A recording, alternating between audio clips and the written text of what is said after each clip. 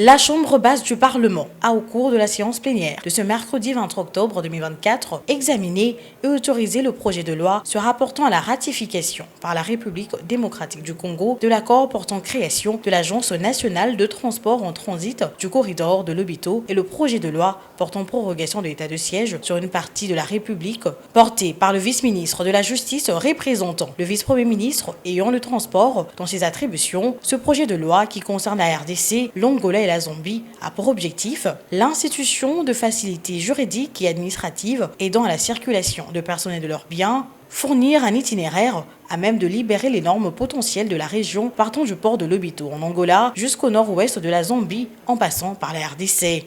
Dans le but de promouvoir la croissance économique et les échanges commerciaux au profit de leurs populations respectives, la République d'Angola, la République démocratique du Congo et la République de la Zambie, étant des pays enclavés, ont décidé d'exploiter un système de transport multimodal en vue de relier les trois États au port en eau profonde de Lobito, appelé également le corridor Lobito.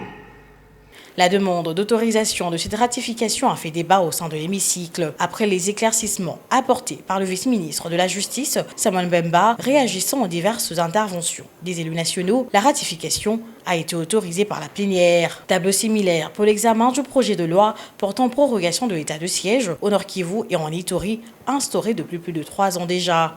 Nous allons voter une global des projets qui sont pour, merci, qui sont contre, qui s'abstiennent. Merci. Le projet de loi portant prorogation de l'état de siège sur une partie du territoire est adopté.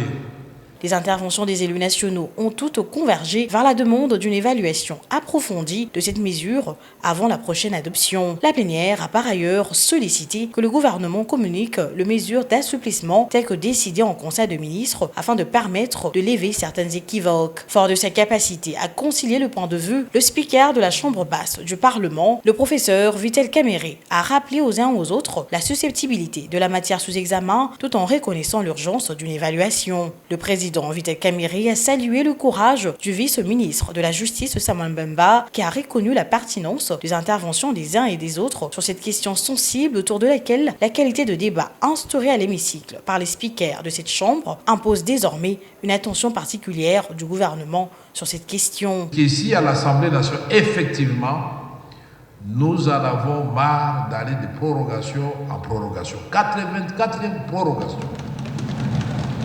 Pourquoi nous disons cela? Parce que vous-même au Conseil des ministres, il y a 10 jours ou 12 jours, vous avez dit que vous avez adopté des mesures d'assouplissement de l'état de siège. Mais pendant 10 jours, qu'est-ce que vous attendez pour communiquer cela à la Chambre basse? C'est pour qu'on calme quand même nos populations que quelque chose est en train de se faire. Parfois, la gens s'en prennent au président de la République, alors que la gestion au quotidien du pays, c'est le gouvernement. Qu'au niveau de l'Assemblée nationale, les députés demandent effectivement qu'il y ait une évaluation en présence des gouverneurs militaires, du vice-premier ministre de la Défense, puis de qui dépendent, du vice-premier ministre de l'Intérieur et des ministres d'État de la Justice. Il faut souligner qu'au cours de cette plénière, le président de l'Assemblée nationale, le professeur Vital Kamerhe, a levé l'équivoque sur le dossier 513 députés rémunérés par le budget de l'État qui a fait la chronique sur les réseaux sociaux. Un chiffre fait la une. 513 députés. Oh mon Dieu. Il y a 500 députés. Il faut poser la question, dans la rubrique de la paie des députés, il y en a combien? 500. Maintenant, cette institution, tout comme le gouvernement, tout comme la présidence de la République, a des présidents honoraires.